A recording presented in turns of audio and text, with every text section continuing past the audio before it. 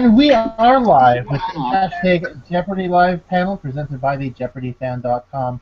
This is the Tournament of Champions preview episode. Once again, I am Andy Saunders, and we have quite a panel for this evening. Let's see. There we go. And as you can see, once again, I am wearing my Team Kerry shirt. That being said, if I had a Vaughn hat, I would wear it too, and but I don't. So we'll work on that, I'm sure. Yeah. And so our panel this evening, I'm going to first. I'm going to go from left to right, the way I see it. First up, we have the man who is the Tournament of Champions winner for another 2 weeks. Once a winner, always a winner, right? Sorry. My bad. The most recent Tournament of Champions winner for 2 weeks. Yeah, there is no reign. This is not a championship. It was just a tournament. It was just a bonus. But hello. Ben Ingram. Really? Because I was remembering when you were putting the sash and the crown on the new winner, man. No. That was me popping out of a cake. That was for somebody's birthday.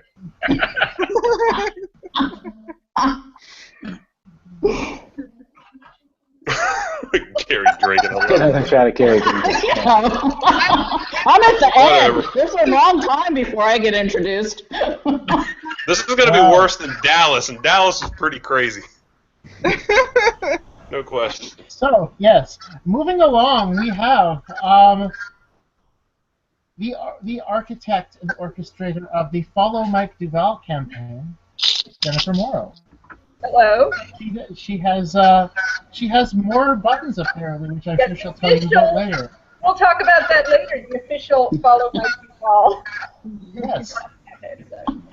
Then we have from the current field, we have Kerry Greene. Oh, hey, you skipped three Kerry. people. No, I'm going by the way mine goes. We also have Kristin Sausville, Vaughn Winchell, and last and certainly not least, the tournament alternate, Sean Anderson. Sean was actually the last man into the group of 16 after he won his 3 games. About those aired a couple of weeks ago, actually. So 16th on a list of 15. That's me. Count it. So I'm going to ask a question here for everyone on the everyone in the field, and what did you guys all do to prepare for the TOC? I'll start. I figured, I had been studying the things I studied for my original run, and I figured at this point I would get more kind of mileage from kind of data mining, both my performance on Jeopardy and Tournaments of Champions in general. And so I was looking at things like, how well do I do on daily doubles? How well do I do on finals? How well do I do on the bottom row of clues? And looking at things like wild cards, thresholds, and things like that.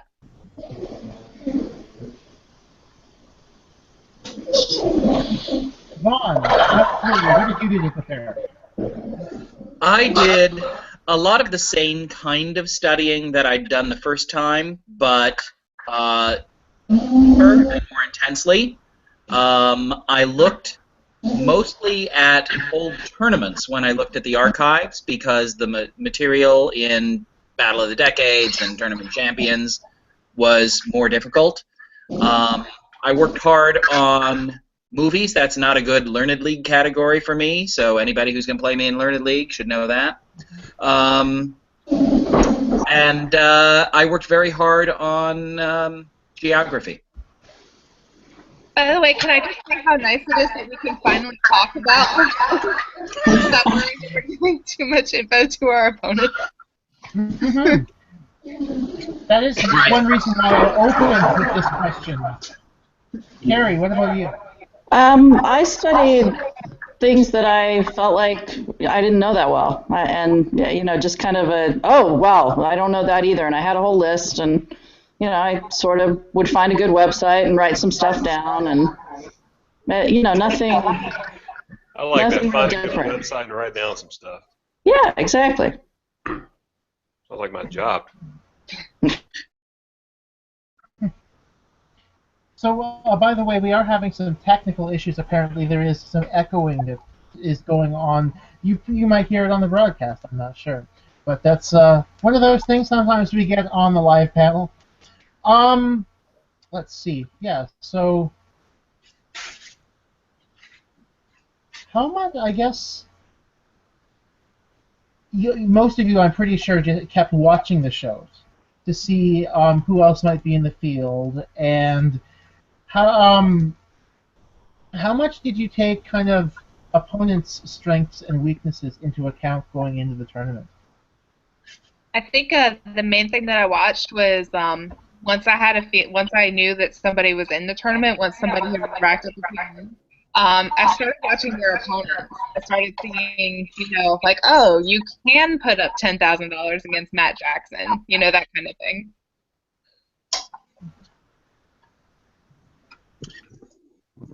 I qualified pretty earlier than everybody except Catherine Hardy. So I watched everybody come along. And I finally think I can delete some people's games from my TiVo. But I did rewatch the games that people play. We called it, at my house, we called it watching game film. Watching game film? Game film. Oh, game film. Yeah, it makes more sense that way. Gotcha.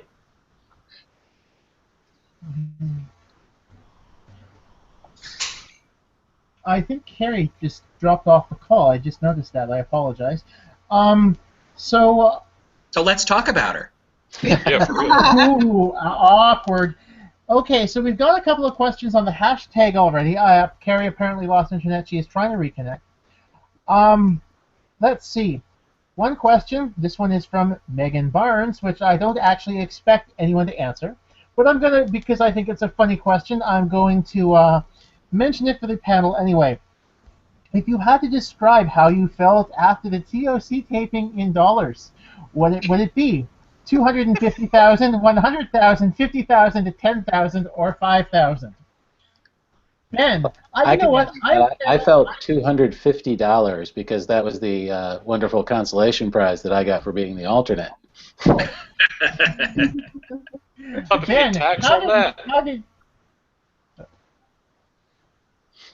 So I that's felt funny like a on guy paper, whose my bad. check hasn't come yet, so I shouldn't say too much. Yeah, You I did in a couple feel like weeks. I don't know what the post-tax amount's going to be, so I really can't say. Ben, what dollar amount did you feel after taping the Tournament of Champions? You talking about me? I'm asking you because you're on this panel too. Well, I spent like $100 at O'Brien's that night. Didn't sleep at all, and then got on a plane and was in a wedding that next day, in fact. So I felt like no dollars. Horrible. You were in a wedding the day after the Tournament of Champions? No, I'm sorry. I flew back on I think it was a Thursday, and I flew into Charleston. And yeah, don't get on the plane after doing what I did all night at O'Brien's. Yeah, we went to O'Brien's too. I think pretty much everyone from our group was there, and yeah, I had to leave the hotel at 4 a.m. the next morning to catch my flight, and that was exciting. Zing. Hold on a second. Are you suggesting that going drinking out? So, Henry's back. She's gonna like this question. I made everybody else get off the web, so. Are you suggesting, therefore, that it's Get a off the bad web. idea to go a night drinking and then take a 6 a.m. flight? You know, there are worse ideas. I'll say that. There are better ideas, but I think there are probably a few worse ideas out there. Not many, though. I went drinking every night before I went on. Liz reminded me of that yesterday. Yeah, we drank a lot at Lip Sync Battle. We drank a lot after the quarterfinals. We drank a lot, so yeah. Wait a minute. Wait. Y'all had a lip sync battle? You're kidding. No. Okay, Not so all my of group. Okay, so my group, like my husband, my brother, my friends, as we were leaving, we decided to stop at the bathroom, and we literally ran into Anthony Anderson from the show Blackish on our way out. And Holy crap. yeah, so it was one of those things where we were close enough that I felt it would have been more awkward to ignore him. So I walk up, I'm like, "Oh, hey, I love the show," and turns out that he was taping Lip Sync Battle in one of the other studios, and he hooked our group up with VIP passes, which meant open bar, and yeah, it was a fun night. I'm mad and I'm jealous. I'll have more stories after the TOC airs. Oh, Yeah, no. At this point, I just want to see I just want the results to happen, just so I can hear all the anecdotes that involve information here at this time. That's my primary concern here. I think a lot of us felt, though, that it was kind of a shame that the schedule for the tournament was the way it was, that we were there for several days before, when a lot of us felt like we couldn't really stay up late carousing, and a lot of us were from the East Coast were trying to stay on East Coast time because we thought, if the bus comes at 10:15 in the morning, that's not a problem. Yeah. But we could have had a lot more fun, I think, if we hadn't had to play Jeopardy, too. I think that's why East Coasters were fairly well represented in the hotel bar each night. The farthest west in my tournament of champions was Metroplex. It was Richardson, Texas, and it's John Pearson. So we had 2 Californians. We had Scott Lord, who's in Santa Monica, Michael Bilo in LA. So we had actual Californians. And we had 2 from Colorado, too. Greg Soroka and Jennifer Giles were from Colorado. Nice. That's an underrepresented state. I mean, it's interesting that out of 15 people, you had 2 from Colorado. You wouldn't normally expect Well, we that. needed to have some kind of diversity. Yeah. I have a friend who lives in Steamboat Springs who's eaten at Greg Soroka's restaurant, and she says it's amazing. So there's that. I got a buddy of mine who just moved out there. Oh, okay. Is your buddy from Sewanee? Because my friend is from Sewanee. No. No. But Greg just No, moved no. from there, right? Isn't Greg in Detroit now? I am not sure. I got confused between people's originally from and actually from. I started getting really confused by that. People who were taping like 2 promos for 2 cities. Yeah, I thought Greg was from Detroit but living in Steamboat. Yeah. But I could be wrong. Did any of y'all tape 2 promos from 2 cities? No, Dan Pytel did, and Greg did. Greg Soroka and Dan Pytel taped 2 promos. I did 2. I did one for Charlotte and one for Florence. Florence went nuts, and Charlotte just threw it in the trash. No, DC doesn't care about me. I haven't lived in DC in, God, like 15 years, and they have Matt Jackson now, so they don't need me. By the way, I actually saw my hometown howdy on the TV several times when my episodes were on. It was mortifying. No kidding. Yeah, who is Sean Anderson? That's me. That was terrible. Oh, I was Yeah, so glad I they've didn't got new ones now, yeah. It could be worse. When I was on, there was a commercial that kept airing in the New York area that had me dancing. It's like, plus, the contestant you don't want to miss. And my entire I had my cousin messaging me, and just all it said was, the contestant you don't want to miss. And it's like, God, what is this? It could be worse. Well, now you should say if you liked her on Jeopardy, you'll love her on Twitter. Yeah. Nice. Okay, so I have actually I don't think we've ever had a TOC alternate on our live panel, so I'm kind of curious, what exactly is that like? Sean, what's the experience like to be the alternate? Sorry to single you out there. What is that like? Murder. Yeah, it's a lot of jokes about killing people or pushing them down. Oh! It's, I didn't study at all for the Tournament of Champions, quite frankly, because I was pretty sure I wasn't going to have to know anything. So I went with the wonderful thought that I would meet 15 people who are in the Tournament of Champions this year, and that would be fun. And quite frankly, it turned out to be much better than I thought it would be. I got to hang out and watch movies backstage, but mostly I got a bunch of new Facebook friends, so that was awesome. Jennifer has a story about Facebook. What? You have a story about Facebook and Sean, right? Oh yeah, I knew that Sean was going to be number 16 and was going to be the alternate because first of all, I saw that we had something like, what was it, like 4 or 5 mutual friends on Facebook and you hadn't been on the show yet. Uh-huh. But I also knew that Michael from Twitter was flying out there, so I kind of I forgot exactly how I worked it out, but I knew that you would win exactly 3 games before you were even on. I was spoiled on Facebook. Before, Really? I had to meet Sean at breakfast in the hotel to learn that. No, Oh, really? he kept turning up in my People You May Know on Facebook. It was just this guy who I'd never seen before, who had a picture with Alex Trebek, who'd never been on the show, and so somehow we had 4 or 5 mutual friends. So, Now I But get it. everybody in the tournament knew that I won 3 and not 4. yeah, it was... And more than Darren, but less than Michael. Exactly. Right. Yeah. What hotel were y'all in? The, The- Hilton Universal hotel. City. Yeah. The the Universal same one that one? you guys had last year. Yeah. Yeah, Oh, but- that was mine.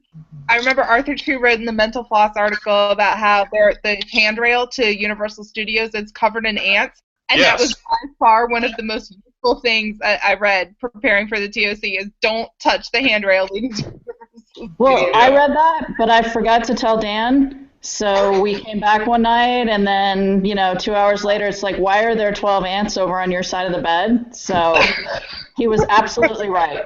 Please tell me the line from Archer came out. No. Oh! Not in our room. We're not that hip, Andy.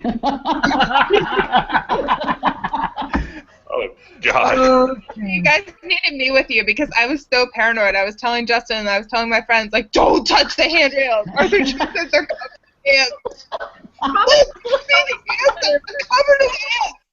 We stopped to take a picture. I don't know. It just, got out of hand. Whenever anybody asks you, how did you study for the POC, just launch into the ants story and don't give any other information. Just be like, well, I went to the rail was covered in ants, so I made sure to go on for the 10 minutes. And then, surprisingly, one of the categories was things you shouldn't touch. Wait, was it really? Is that, I have no idea. I'm not sure if that's actual TOC 2015 or fake TOC 2015. Oh, it's got to be real. I can't tell you for 2 weeks. Maybe I will less. say there were some excellent entries in fake TOC 2015. There were some good ones. Absolutely. Absolutely. I'm so proud of that. I will say I'm more proud of are that. coming. I have a question off the hashtag from Mike Barrett from earlier. He was on our panel earlier. How much do you think taping fatigue contributed to the end of your initial run? Good question. None. I felt ready to keep playing. Like I lost on the game before lunch, so I think that maybe going to lunch would have helped. But I didn't feel at all tired. I felt like I could have played all day. I could have played all day. Hey, wait, I lost on the game before lunch, too. There may be something there. I lost after lunch. Yeah, I lost after lunch. Game after lunch, so. Yeah. I lost on a Friday. I think I was looking I had forward to played it. all day. I remember Like where I Justin was. lost. Paul. I remember where I was. I was in Bismarck, North Dakota on your last night, and I was drunk. Man, it was cold, too. Really? So is North that Dakota why- was cold in January? Feels freaking freezing. Wow. So, Ben, is that why you have asked everyone now what they had for lunch? Oh, is it time for that? No, no. I'm asking you because you lost on the Thursdays. Is that why you Is that why you ask everyone what they had for lunch? No, it's because I ate literally nothing but potato wedges for my first, like, 8 or 9 or however many shows it was, and then I had a slice of pizza, and Martin Jappica got me. And then right before the final, no, this is a true story. Right before the final, I ate a bunch more potato wedges. It was me, the other 2 finalists, whose names were Julia Collins and Arthur Chu, and I believe Karina. And I just said, just give me a bunch of wedges. Like, I saw it in the cafeteria. It was a deal where you can get, like, a chicken leg and a bunch of wedges. So I put the chicken leg in the fridge. I don't know where it is now. Somebody else got a hold of it. But I stayed a bunch of wedges, so I felt pretty good. Wait, I stayed in that room. Probably Rodney. I think it's his phone now. No. This is the green room fridge. It might still be Oh, there. it's still there. Yeah. Yeah.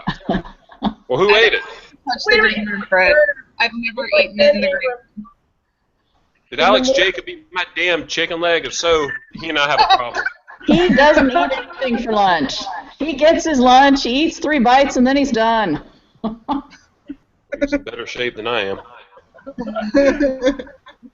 Okay. So before we talk through the individual quarterfinal matchups, another question off the hashtag, again from Megan Barnes. What movies did you watch in the green room when you were sequestered? We started Raiders of the Lost Ark after Elliot and I made a really impassioned pitch for Moulin Rouge, but Amy was having none of it. I voted for Moulin Rouge, by the way. Yeah. I was there. I was with you.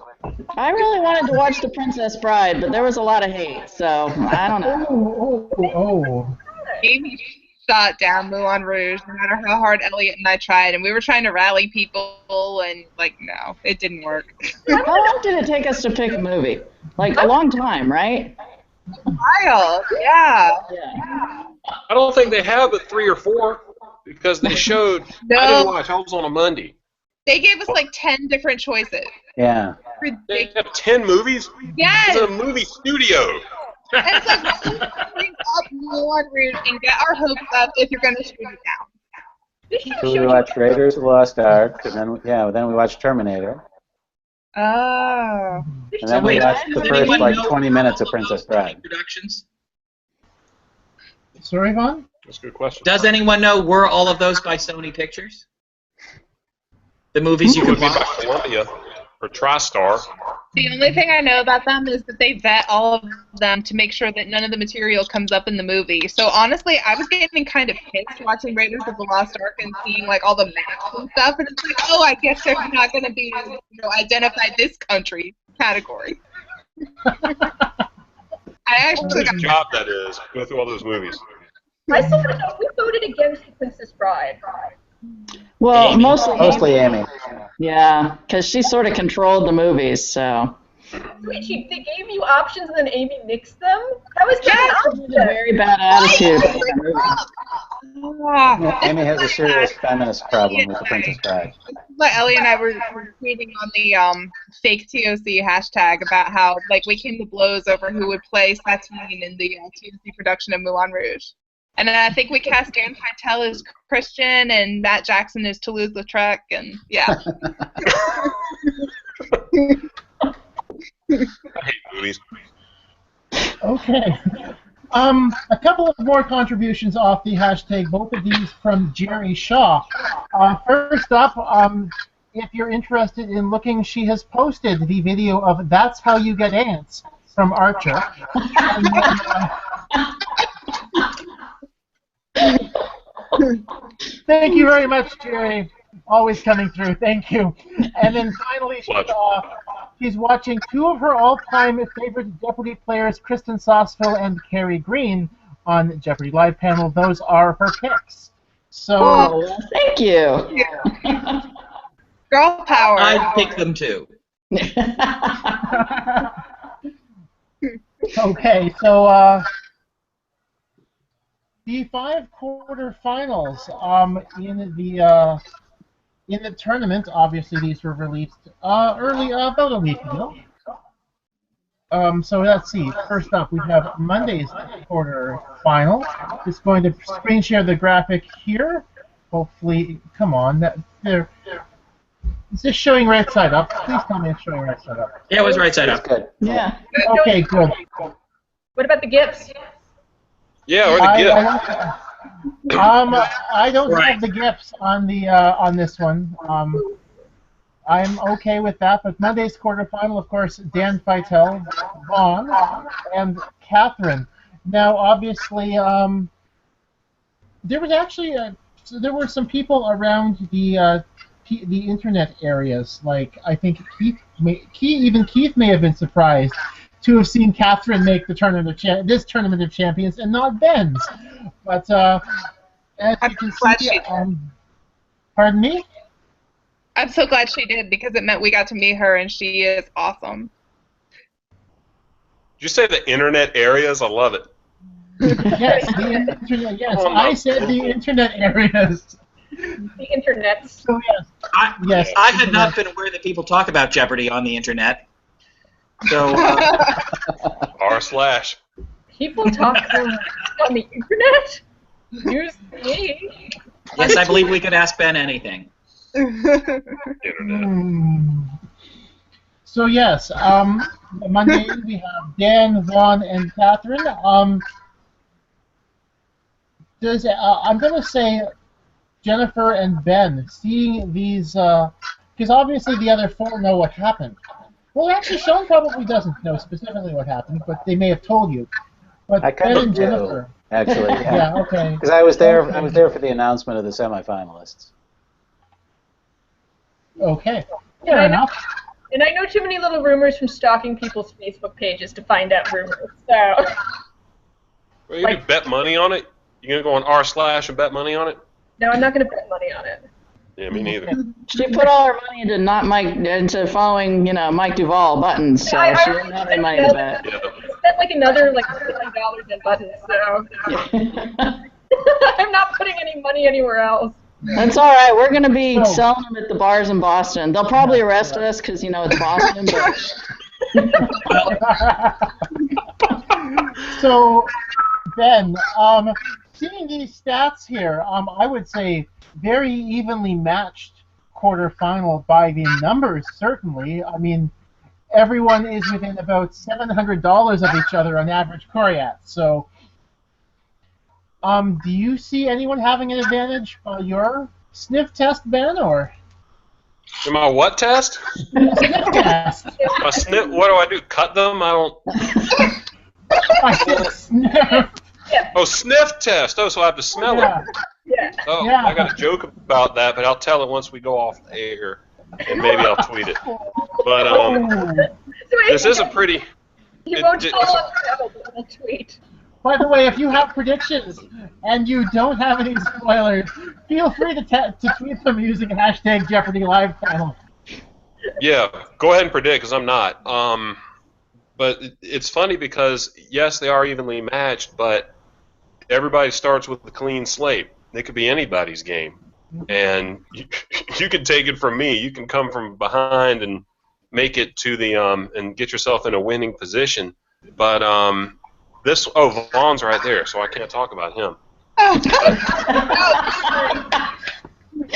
Honestly, you're gonna say bad stuff. oh, okay, he's got his ears closed. Well, I'll put it like this. The person who's in the in the first spot, the one who's on the farthest left in the Monday quarterfinal, in the last one Tournaments of Champions, that person went all the way. And I will say, on the subject of that contestant, right here I have my fan of Dan button. Man, can I Just speak keep saying, nice? fan of Dan. I'm also a fan of Catherine, but she had no merch. Is this the first TOC to have so I much didn't have work? any either. Can I say Dan had like the nicest mom? Can I say like Dan had the nicest mom? I think out of everybody who was like I love super Dan's cool. mom. I follow her on Twitter. everything. Yeah, I think her we all on love Twitter. Dan's mom. Everybody should follow her on Twitter. Well, I don't want to disrespect Matt's mom, who was also there. That's true. But yes, But I am Dan's very fond of Dan's mom. That's absolutely true. Yeah. My mom was there. Oh, really? I didn't meet. My charming wife Celia tells me from the kitchen that Alex's mom was there, but I didn't meet her. Oh, and My mom Michael's was there mom. last time. But none of y'all are talking about her. Okay, no question. Which Alex? Alex Jacob or Alex Trebek? Whoa! Do the math, Andy. Alex Trebek's mom is still around. Yeah, that's true. Ain't nothing but a number. She has for years. Okay, Yeah, 2 seasons. I stand corrected. Yeah, she's like in her 90s Yeah. now. Mrs. Trebek is still around. Still with us. Well, I haven't had the beer pleasure. So, by the way, I don't believe I was there.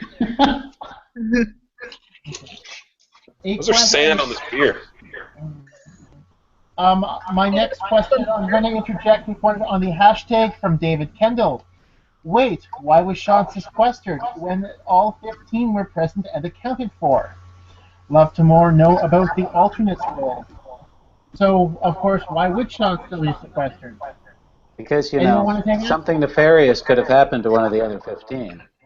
Because some poisons are long acting. I'm going to, for David's sake, I think I'm going to interject here with an example. I'm sure everyone remembers how ill Julia Collins was during last year's Tournament of Champions. If for some reason on that before she played, if she happened to get sick, too sick to play, in fact, the alternate would have replaced her. So that's why Sean would have needed to stay sequestered until the actual end of play. Now, I've always wondered what happens if on day 2 somebody is sick. Does that person just automatically go into the slot? No, number 10 would take over. Like, for example, right, the wild yeah, card. it would have been Rainey Peffer, You're right. You're right. Kentucky woman. Right, the fifth scoring non-winner, yeah. Yeah, That's right. That makes sense. There is an alternate for day 2. Dun dun So dun. speaking of day 2, here is the matchup for day 2 of the quarterfinals.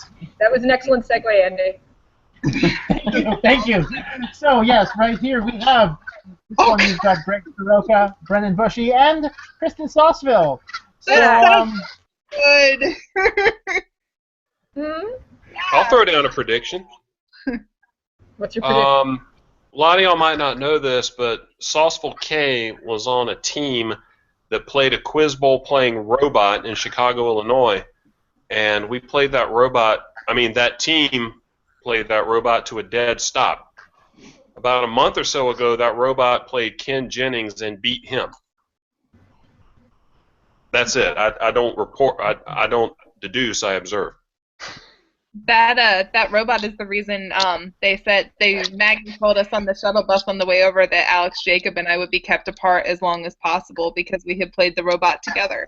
Is that a true story? That is a 100% true story. Wow. Yeah. But no, like looking at my stats there, as soon as Maggie said that, I knew it was probably going to be Greg or Matt that I had to play in the quarterfinals. So I just want to say that, a lot of people would have said, they were most worried about Alex Jacob or Matt Jackson going into it. But the one that I was worried about was Greg Soroka because I heard that he was sick when his initial games taped. And I'm thinking, if this guy wins 7 games, most of them in a lock while he's sick, we have not seen his full potential. And I felt like everybody else was like at the top of their game, we had seen their potential. And so Greg was actually, I think, the person that I was most worried about having to play in the quarterfinals. So, of course, there we are. What did you think afterwards, Kristin? I will tell you that. Who did that laugh? It was banging. No, but then Brennan's a top tier player too. So I kind of was like, okay, well, this is what happens when you're the 11 seed. People you play are better than you at this, So we'll have to wait and see what happens. Everybody in the TOC is what you'd call a top tier player. True. Right? Yeah, Yeah, there really are no easy opponents once you get this far, that's for sure. But at the same time, like when I played my regular games, I figured like, okay, I'm a stay-at-home mom. You know, I'm kind of a dark horse going into this, and that way of thinking about myself worked out well. And that's how I was thinking about myself going into the TOC too. Like, okay, well, I'm the 11th seed. Clearly, this is like dark horse territory again. So, this is so cheesy. When they said like, okay, Greg, Brennan, Kristin, you're up. Like, I went into the bathroom and as I was washing my hands, I recited some lines from Dark Horse by Katy Perry in the mirror. So, we'll see if that did any good. You guys are horribly judging me right now. No, I'm not. Not at all. Not at all. I'm actually just trying not to burst out with "So you wanna play with fire." I don't even know how that song goes. I wouldn't want to hear you sing that for 3 days, because on the third day, no, I'm kidding. Right.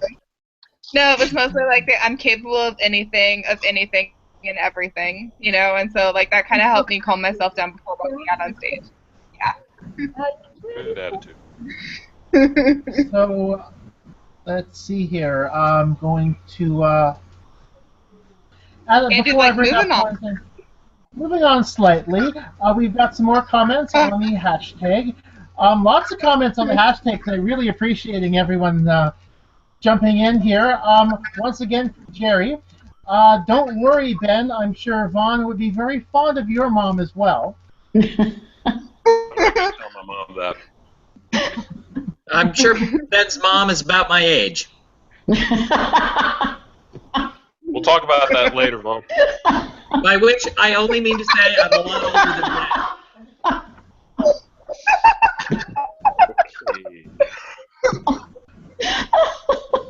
Ben. Boy, I hope they can clean that up in post-production. Post-production, what's that? Can I just remember, we are Jeopardy live panel. Could I just say that Kay Achua just tweeted at us the video for TLC's No Scrubs? Perhaps indicate that in the TLC. Yeah. There are no scrubs. Yeah, that's a true statement. That is true. I remember. Go ahead. Yeah, when I was watching people qualify and feeling nervous, Megan Barnes said to me, "Your problem, Vaughn, is you want to go play in the Tournament of Champions and have them put you up there against like a block of wood and a hunk of cheese, and that is just not going to happen." And it didn't. I felt the same way you did. I qualified early too, so I wish I had Megan Barnes. I'm going to stop right there.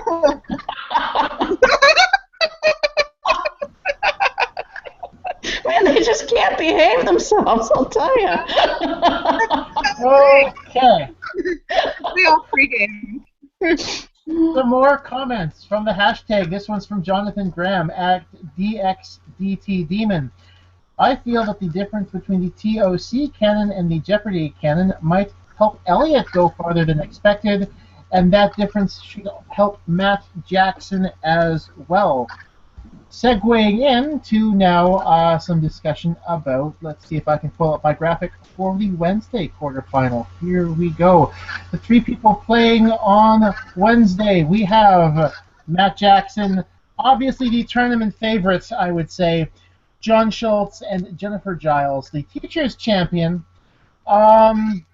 This might be the longest quarterfinal ever taped, and I don't know how much of that's going to make the air, but this might be the longest actual taping time ever. Really? Yeah. Was that Kristin? Yeah, Kristin could be right about that. You guys knew what was going on, but we were waiting for lunch. We had no idea what was taking so long. I started getting a little, irritable back there. I don't know if we're allowed to break this. It was all just a ruse to throw the after-lunch people off their game so they wouldn't be There you go.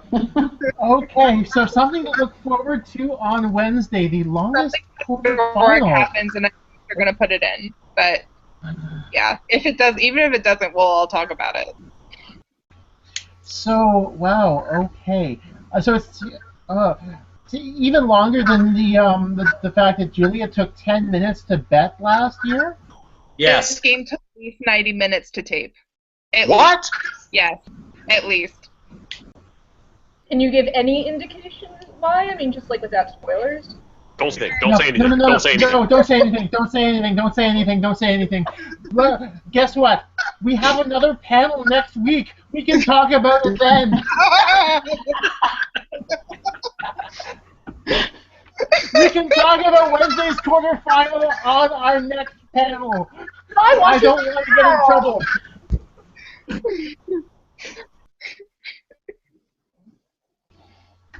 Word. I'm Yeah, tweeting okay. Jennifer right now.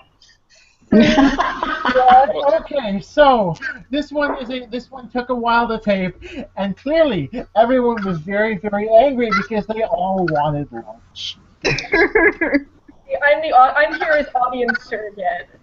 I'm just like, come on, just a bit. Give us something. Give us something to work with. No, I don't want to get anyone in trouble. In trouble. Something interesting that we might not know. Like, I don't know, like something non-spoiler. We'll find out. I think I inadvertently dropped a keyword, so if you like rewind whatever I said and listen back, like you still won't get it, but after you find out what it is, you say, "Oh, Kristin did kind of allude to it." Yeah. Fine, I'll analyze it second by second, like back to the left, on YouTube, just like. You know what's weird? You mentioned that Matt was the tournament favorite. I think this is one of the most evenly matched tournaments that we've ever seen. And I think y'all know as well as anybody else that once you step up there, all those stats can be thrown out the window. Coriat's not the same thing as an ELO rating. So, anybody could win any game. Did I say that right? Yeah, you did say I that think right. there's Yep. a lot of truth to that. Mm-hmm. I would definitely agree. It's a very evenly matched field, and I would also say that most people probably considered Julia or Arthur to be the tournament favorite going into the last tournament, and we all know how that worked out. So. Yeah, I got lucky. Yeah, I was lucky to know a bunch of stuff, Ben. Yeah, you were lucky to know a bunch of things, and you were lucky to have worked on your strategy and realized, hey, look, I'm getting guitar handed to me on the buzzer by Arthur Chu. I need to bet everything in Final Jeopardy, and then get it right. So I had no choice. But maybe this final will be as exciting. We'll see. Maybe the whole tournament, but I'm sure it will be. So I'll be watching with interest because I have no idea what happened. I also have no idea what's happened, and I'm really looking forward to it too. So yes, I'm kind of loath to check the hashtag now, just in case it's exploded or something. But moving on to Thursday's quarterfinal. This is yours, Kerry. It is. Yes, yeah, and you'll remember I lost on a Thursday in my original run, so I don't know if it's a good thing that my quarterfinal's on Thursday. Very ominous, for sure. Mm-hmm. So we've got Kerry, we've got Andrew, and we've got Elliot. So two people with kind of Canadian connections in this quarterfinal as well. I know you spent a lot of time in this fair country, so... Indeed. Yes. So this will be a fun one as well. And, of course, Elliot, 4 wins. I'm sure he seemed happy he was still able to make the field for sure. So I think he's the favorite of a lot of people, or at least Elliot fan favorite. Elliot wins best dressed for sure. Oh, absolutely, hands down. And No question. Andrew, most charming. I drew a good pool there. It's between him and Andrew for most charming. Yeah, I liked all 15, including Sean, of the other people who were there, but Elliot is the best television. You like yourself, Vaughn. I watched the preview video with my kids, and after we watched it, my older son Matthew turns to me and he's like, "Mom, Elliot has a big sense of humor."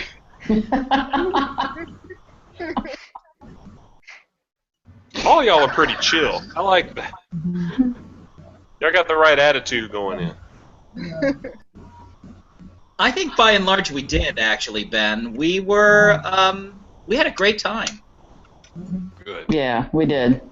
Now, I would also, my own thought going into looking at these stats for Thursday's match is that my own instinct is that it's probably going to be a very close three-way match, and really whomever wins this quarterfinal and or comes out of it with a wild card, it will all depend on what final Jeopardy question they ask, and I mean that's what Ben has alluded to with luck, because there is so much luck in the game of Jeopardy. Before we move on, can we talk about Andrew Herringer's role in the Tournament of Champions and why everybody came back talking about him like he was, the most charismatic human being they'd ever met in their entire lives? I mean, He's pretty charismatic. He's going to be Vaughn's son-in-law, though, so that'll be awesome. Nice! Yeah, right. I could do worse. Talk about my mama. I'm going to buy him a really nice present, too. I'll let you know that now. Hold on a second. So you're trying to tell me that Andrew has managed to... He charmed everyone. Everybody who went there was like, Andrew. Yeah. He's like that. Andrew is very charming. Plus, he did not bring anybody with him. He was the only person there who was alone, so... I think it inspired a lot of us to feel like, oh, Andrew, we'll take you in, and, yeah, maybe we'll take a strategy. We'll take you in. No, maybe that was his strategy. Come join our family. Well, Vaughn's mostly. Because I think if your daughter wasn't going to marry him, your sister was going to divorce her husband and marry him. So Either my son-in-law or my new brother-in-law. That's right. The word "herring girl" is a thing. Yes. Right. Yes, the herring girls. The herring girls. Don't scare me. And he's just really a nice guy. It wasn't like he was working it. He's just nice. This is why I brought it up. I wanted to know the reaction to everybody. Where everybody's like, yeah. I don't know. He must get that all the time, right? He's probably used to it.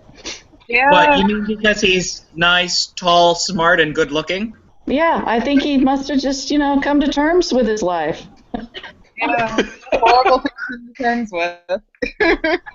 If you're nice, tall, smart, and good-looking, you will be a success if you come from 49 of the 50 states. And he lives in the middle of nowhere in Canada, so he's got to be just like the thing, right? Yeah. He plays piano. He's I play funny. piano. Like self-deprecating. He's the real deal, ladies. I think this discussion, like the Pride and Prejudice thing, like, they say he has 40,000, like that. Mr. Darcy of our TOC. Yes. Oh, God. It's like the eligible bachelor in town where everybody's just like, Andrew, right? It's just so funny. So, Ben, who is Mr. Darcy in your TOC? Right here. No hesitation. I like that. Boy, That was more like Godzilla, probably. Probably Japinga, come to think about it. Well, that's Oh, no. Arthur Chu did the Taylor Swift video, and when he got to the line with the hella good hair, he showed Mark Japinga. Yeah. You got Hella the good hair, on, like, right? it doesn't necessarily correlate, because, like, the best hair in our tournament clearly belonged to, like, other people, but... Yeah, there's yes. serious Yes. hair. Yes. Yeah. That would be the Thank you for Friday. lovely segue. Oh, yeah, the hair Yes, game. Yeah, that's I the was about to Friday. say, Yeah. Thank you for the segue into Friday's quarterfinal. Speaking of I'm talking about hair, scooters. Speaking of hair. We have, speaking of hair, here is Friday. We have Alex Jacobs, Scott Lord, and Michael Bilo. Enjoy it while you got it, fellas. Or, as Alex Trebek calls them, I'm not going to say it until I see if it makes the edit. I know. What do you think the odds It's are? almost as if two of them have black hair and one of them has gray hair. Gray hair like Alex Trebek, yeah. Yeah. Yes. Yes. There are Yes. high A lot of drops. incredulity in the contestant section. Tune in to next week's Jeopardy Tune Live in. panel where we get to hear all of the outtakes. You might not want to do that, folks.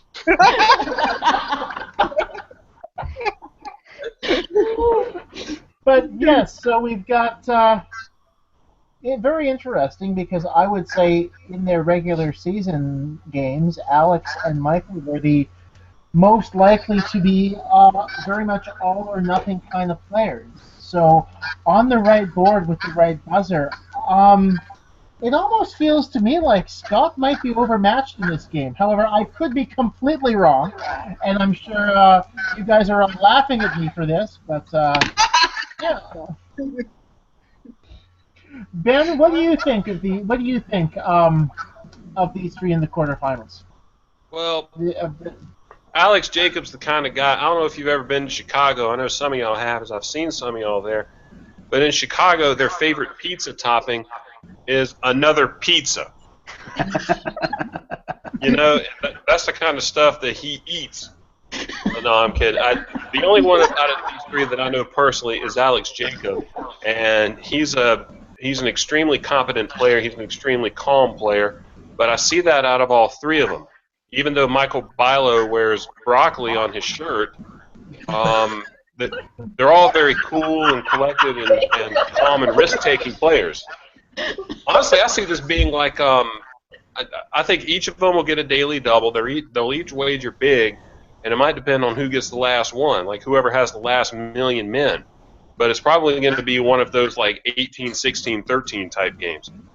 So don't go out late at night before watching or after watching, or go after watching this. Make sure you watch this game on Friday night. Somebody pour Ben a beer. Well, I think it's going to be a good one. I'm looking forward to it. Okay. So, actually, let's see here. I'm going to go off the hashtag a second and ask a question that I saw randomly hanging around Facebook. I'm not entirely sure how my father ended up in this thread, but he asked a question of Kristin earlier, and I'm going to repeat it for the sake of Jeopardy Live panel. Let's see, where the heck did it go? Here, I know it's probably going to. Yes, here we go. Okay. And I'm going to ask this of all three of the quarterfinalists. In the quarterfinals, would the final Jeopardy category have any bearing at all on the amount of your wager, or at least thinking that in terms of your quarterfinal strategy? I know that, like, when I responded to him on my status, I said, I had an idea of what my best guess for the wild card threshold. And so the category would only enter into it if I were significantly below what I had guessed the threshold was going to be. If I was at or above the threshold, then no, not at all. Yeah, what Kristin said. It's way below what score you have going into Final Jeopardy in my book. That was my feeling too. The category, it was like, oh, okay, whatever, because I got to answer the question. So it was definitely, thinking more about what the threshold would be. And the finals in the Tournament of Champion are hard. I mean, even if it's a good category for you, it's likely to be a hard question. Yeah. Yeah, you can't count on anything. Nothing's a sure bet. So. What was y'all's wild card thresholds? I already talked with this with one of y'all. We can't say. Oh, never What we have in okay. mind? Well, no. Hold on a second. I think Ben wants to know. going in, what did you think the threshold was going to be? Yeah. I thought it was going to be 12,000. Yeah, I thought around. it would be higher than that, 15-ish. I thought it would be around 12.5. I was going to feel very comfortable with 14. I had 11. What was I doing? Yeah, when I more about that. back over it, like usually it's really low because Justin Karis back made the semifinals with 6,000. So for TOCs, it's usually lower than it is for teen tournament or college tournament or whatever. So yeah. And I believe last year that Julia woman made it in with less than 10, didn't she? Yeah, she had like 90,000. She had 96, I think. I think so too, Ben. Mm-hmm. Yeah. And when I say I think so, I mean I looked it up. Okay. I'll take your word for it. Vaughn, Winchell.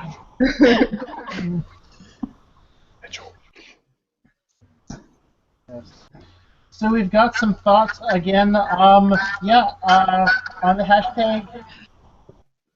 Ooh, Kea with best Jeopardy live panel ever. LOL hair inside joke. And let's see some thoughts from Jerry on Thursday. Her money obviously on Kerry, even though she's got mad love for Elliot and Andrew.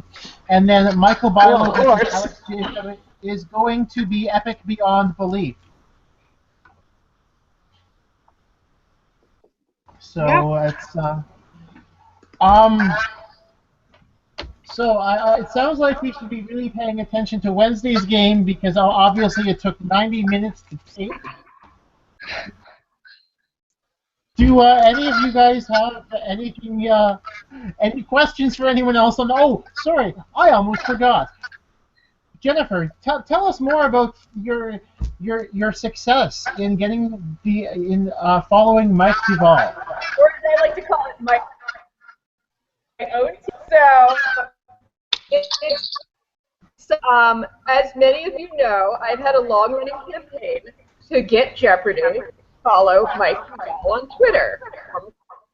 And originally, when I started this, the Jeopardy account, did sort of like favorites and statuses and do a sort of like back and forth thing. But then they kind of just like acted like if they ignored me, maybe I'll just go away. Like they kind of like, I think they got to a point where they kind of thought, okay, this joke's run its course. But as you know, with me, there's no such thing as a joke that's run its course. That's only a sign to take it to the next level. I succeeded in it. So I made up for Kristin to take her to the TOC. There we go, tiny little, it's backwards on there, but little I followed all buttons. So, Kristin, would you like to tell the story about what happened with your book? Can you guys kind of see if I do that? Maybe, yeah. So. Oh yeah. So, at the after party, a bunch of us wore the pins and got our pictures taken with them. I don't know if you can see in the picture right then, but that was Maggie, contestant coordinator and producer, Brad Rutter, Catherine, Kerry, me, Elliot, Matt Jackson, Dan, my friend Kristin, and Kea. And we asked people to wear them, and they did, and they took a picture, and Brad Rutter, he asked us first, like as we were taking the picture, he was like, "Oh, this isn't like a serial killer, right?" We're like, "No, he was a contestant." And but true to his word, Brad Rutter did follow Mike on Jeopardy shortly after, and actually Jeopardy followed Mike on Twitter that evening. So by the time we got to O'Brien's that night, we were able to announce that Jeopardy had followed Mike on Twitter. Well, the fun thing was, watching my phone during the afternoon, I didn't know it was happening, and then suddenly Mike posted, "It happened! Jeopardy followed me!" And we all just started celebrating. So I knew that it had succeeded. We had won in our victory. We had a victory. So yeah. And I have to admit, Kristin, when you sent me the photo, I just started crying. I really did. It was a lot of fun. Everybody was like around. I think Jeopardy's social media status or campaign or whatever has improved greatly over just the last 2 or 3 years. They're doing a fine job. Just over like the last few months. Yeah. I see a big improvement in 3 or 4 months. When did it change? My first tape was right after the Sony hack, and Maggie told us, like, oh yeah, the website's down, but we've been, wanting to redo the website for a while anyway, and now we have to. And they really have. They've done a great job with it. When did they first amp up the social media stuff? Like, when did it really start getting? Like a few months ago. To be honest, I think we realized how viral it went when Kristin had the single-player Final Jeopardy. Yeah. Yeah. And it might have spurred something in them. Because I remember they were already at it I was on. Because I just remember I tweeted, on the day I was on, something like a message, like, it's Jeopardy Day. Oh, what a day. What a lovely day. And they wrote back, what a lovely day indeed. And I wasn't expecting that. So I tweeted back, I have ridden through the halls of Tony, Shiny, and Grove, and Jeopardy is favored in your status.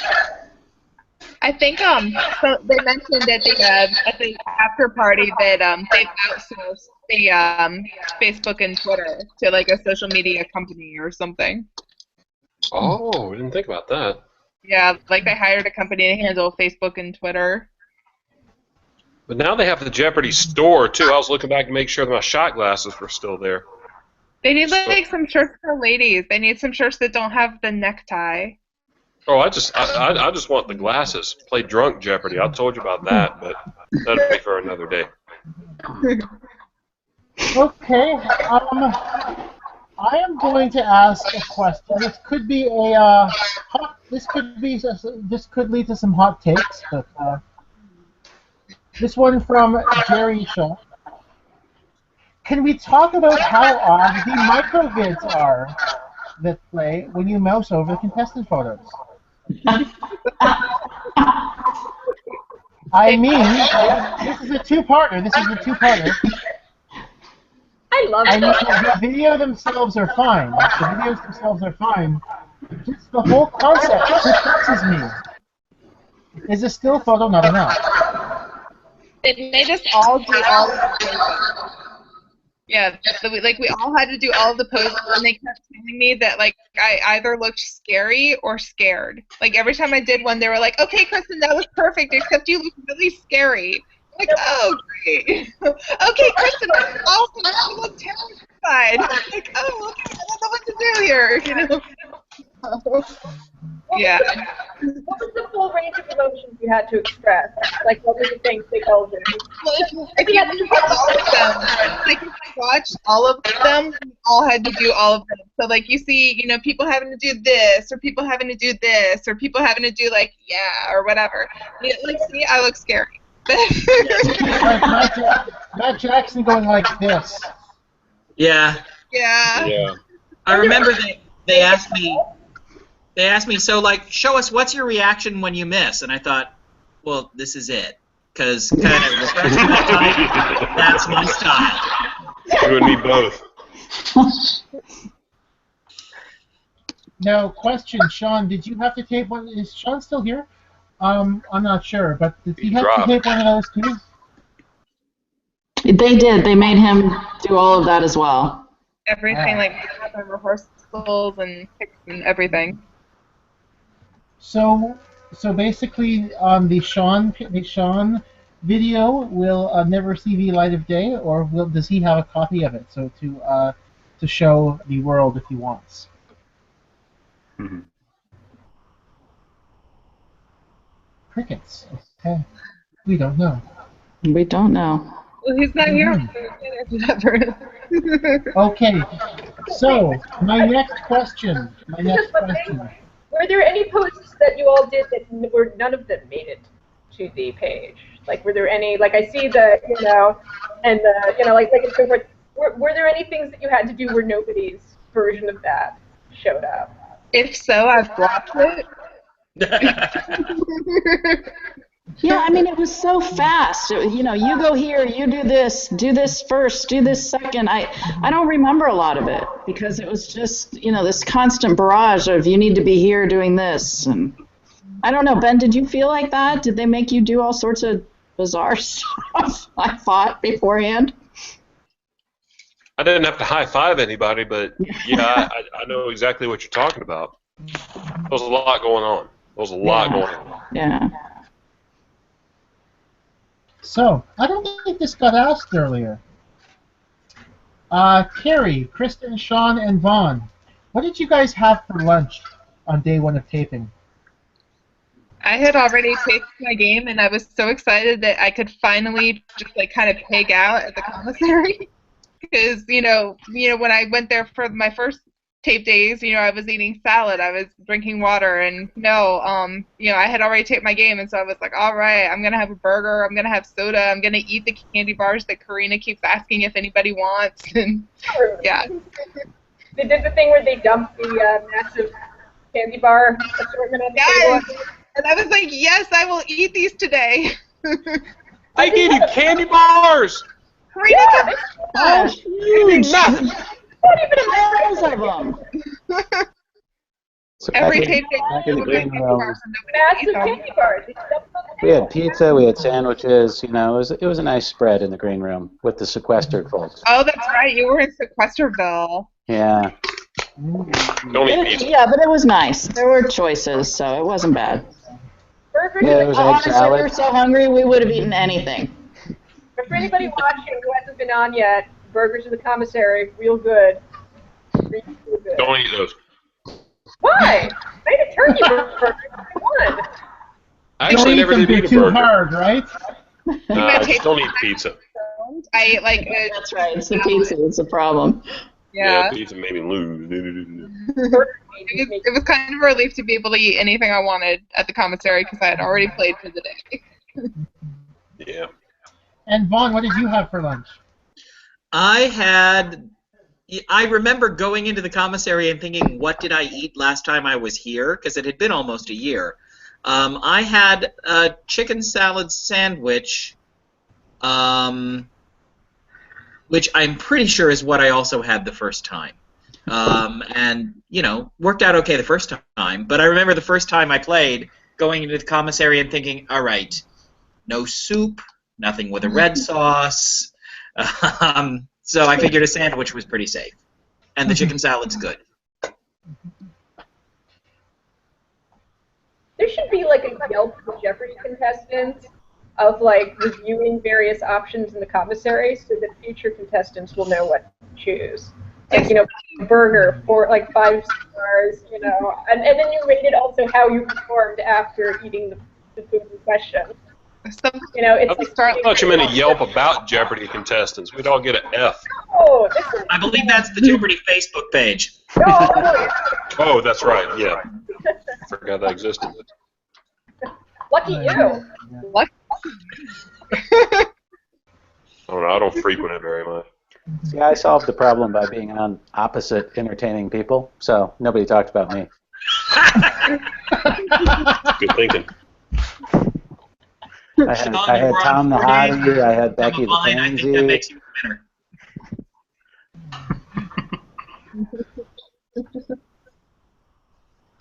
winner.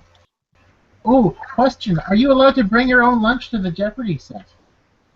If you want, you probably, as long as it doesn't need to be like refrigerated or anything, you can bring some snacks. I brought like you know, protein bars and probably jerky and other things that I carry on a regular basis. So I didn't eat in the green room, so I have no idea.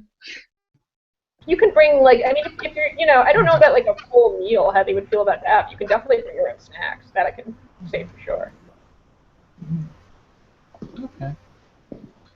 Yeah, no. He just came in with like a frozen meal and was like, "Where can I put this?" You know, it's like The Office or something. You know. Well, in like, the green room, you wouldn't have to put it anywhere because that room is freezing. Brr. Yeah. So, Oh yeah, I forgot Elliot. I forgot about Elliot's video on the with the thumbs up. But no, this is segueing into a follow-up from Jerry on the hashtag. On the plus side, I can now just send a tweet the video of Elliot Yates to express her approval of things. So, oh dear, yeah, that was. Okay, one other question I have: does anyone know why they got, or whose idea it was to have Pam and Brad do a lot of or appear so much in the video that the Jeopardy website put together? No idea. I would think it was. I would think it was because they happen to live nearby, and they showed up. Yeah, they were in the audience. They were Jerome, Kaya. They were all sitting together in the audience. Yeah, they were at mine too. Which reminds me, I think I can't remember if Kaya told this story. Kaya had a story about that. I can't remember if this was on or off air. She told me, but we are. For her sake, I am probably going to save it for a post-TOC live panel, but it is a pretty hilarious story. So keep an ear out for that. I'll tell you guys after we go off air. But, yeah, you tell me the story too. Just in case it's a spoiler for anything, but. I don't think it is. I don't think it's a spoiler. No, I don't think so, but Yeah. but I'll tell you guys after. Do we have any questions randomly for anyone else on the sort of? Does anyone have any questions for anyone else on the panel? Crickets. What are you doing tomorrow night, Vaughn? Yeah. Well, I was going to try to catch Jeopardy because I hear Dan Vitale and Catherine Hardy are going to be on. These are cool people. I want to watch them. You'll like them. They're very, very likable. Okay, fine. I have permission from Kaya to tell the story, so I'm going to. So, in the VIP row, they've got, Pam and Brad and Jerome and Kaya.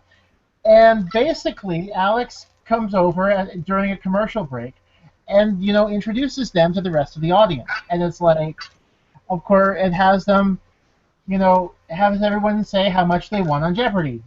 Jerome and Pam, Brad, and then Kaya. Poor Denver Nuggets. That was fun to watch. That happened. Yeah. But no, the part that Kaya told me was he apparently said something like you didn't win much money on our show, did you? Whoa! I believe you said you didn't win, did you? Yeah, I mean, but no, not even that you didn't win. It was you didn't make something like you didn't win much money on our show, did you? Yeah. Frickin' me, I suppose. Putting anything, He made a bigger daily double bet than probably everybody else put together. So. Yeah. I mean, he would have said something, about that. Yeah, incredible daily double bet. Something like, sometimes our best players, blah blah blah of the season. Something like that. Really, But I mean, and she got it right as the time ran out. If she had had one more second, we would be talking about how that was the greatest daily double wager, other than Roger Craig ever. Yeah. Well, I wouldn't be because I wouldn't be here. So. Yeah, right. And we can say Kerry who? But wait, Kerry, that was wasn't that your sixth game? Was that your fifth or your sixth game? No. Gosh, who else played on that one? It might have been the fifth game. It definitely wasn't the sixth. Yeah, it might have been the fifth game. That's about right. That was game 6. Was it game 6? Game 6. Yes. All I know is game 6 I ran the booze category. That's all I remember from that. So. That raised Alex's eyebrows a bit. Yeah. I'm not seeing actually. We now know the truth. We now know the truth later. So That's right. He just, The booze category was in your next game. That was game 7. Oh, the game I didn't win. Excellent. Yeah. Oh, wasted. Still. yeah. Now the question is, if Kea has one more second for the Nuggets, does Alex Jacob lose game 1? That's That's a really good question. that would be a vicious match. I can tell you that. Yeah. That would be Can you imagine both of them in the same game? That would be amazing. We're all sitting here thinking about that now. Yes. Wow. Historical, alternate Jeopardy fiction. Yes. Jeopardy fanfic. No, we're not going to play that game. Yeah, that can be pretty scary stuff. Not today. Maybe tomorrow. Yeah. The the booze category was definitely not the 6th game, but bartending glossary was game 7. Okay. And of course you went there first. Well, you play to your strengths, right?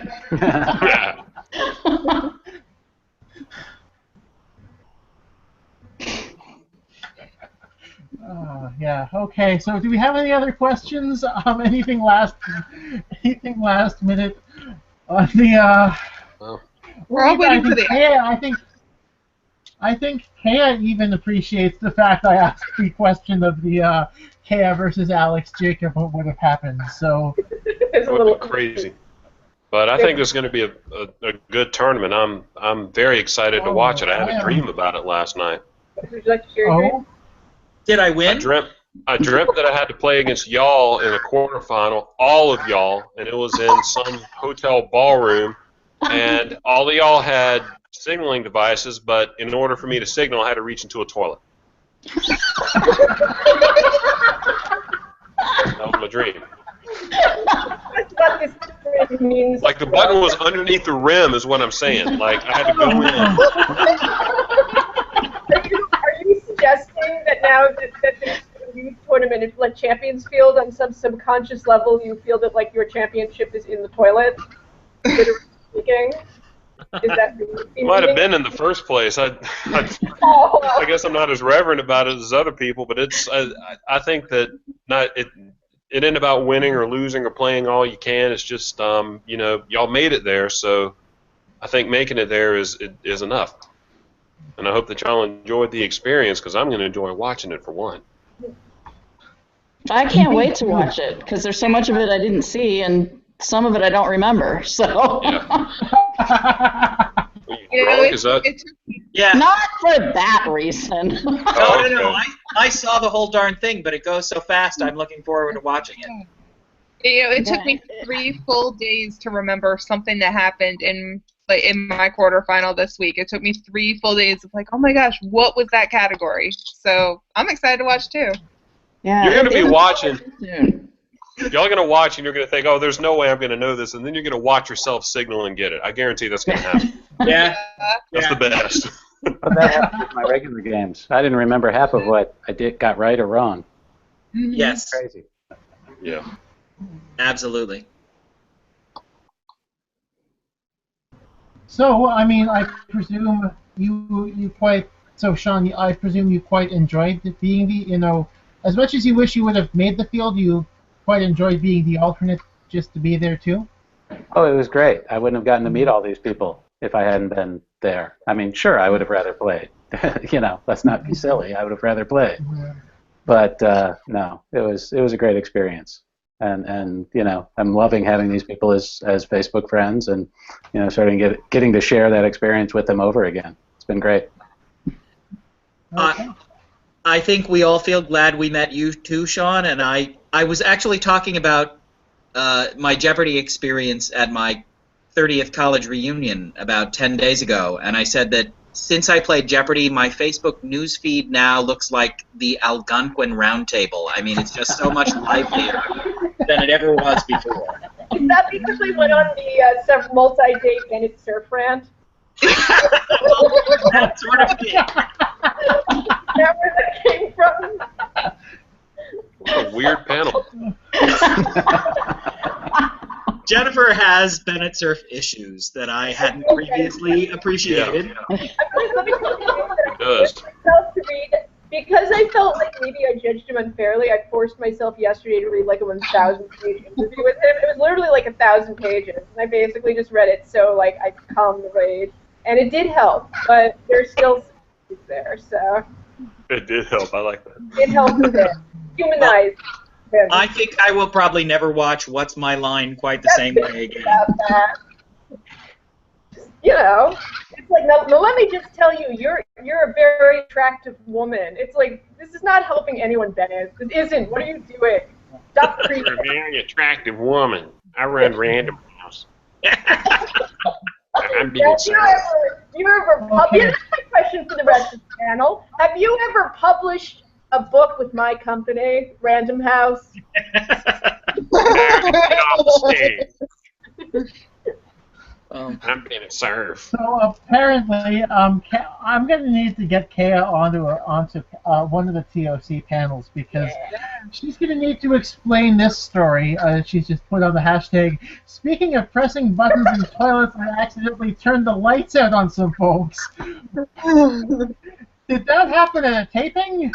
I'm not sure, but okay. Sounds like And I did also- nothing. Yeah, so also from on the radio, gracious Ben from sparing us from another chapter of 50 Shades of Grey Matter. Hashtag Jeopardy live panel, hashtag Jeopardy fan fiction. I clicked it. I clicked the hashtag. It's all right. Go ahead and click it. It's all right. They know Nick. Okay. Things on there. So let me guess. So that's what Ari is doing for NaNoWriMo. Okay. Jeopardy fan fiction. No! It's one hell of a panel. Here, join I this. swear to God, I'm sober. I haven't had I'm getting there. Oh. Sorry, Andy.